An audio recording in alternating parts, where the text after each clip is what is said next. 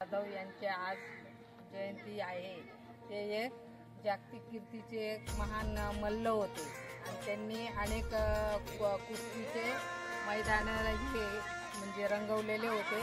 जवळजवळ म्हणजे ते लहान असताना त्यांच्या आजोबांपासून त्यांना म्हणजे सराव त्यांचे आजोबा करून घ्यायचे। ते शाळेत असताना सुद्धा शाळेत ते पळत पळत जायचे।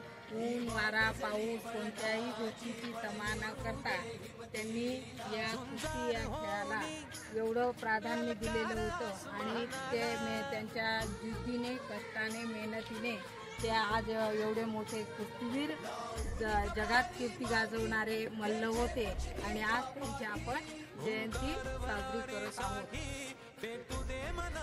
आशाबा जाधव यांच्या जयंतीनिमित्त महिलाही कुठे मागे नाही आणि कालच महिलांची क्रिकेट स्पर्धा झाली, त्यात देखील महिलांनी बाजी मारलेली आहे।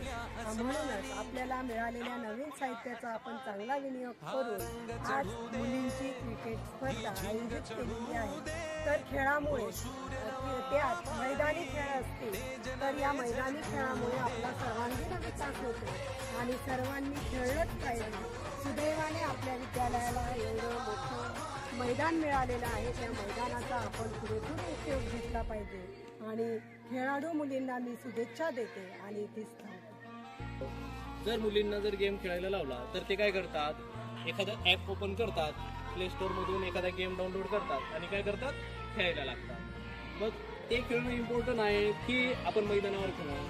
म्हणून मैदान गाजवण्यासाठी आपल्याला वैयक्तिक मैदानात उतरावं लागतं, तरच आपण खऱ्या अर्थाने खेळाडू बनवू शकतो।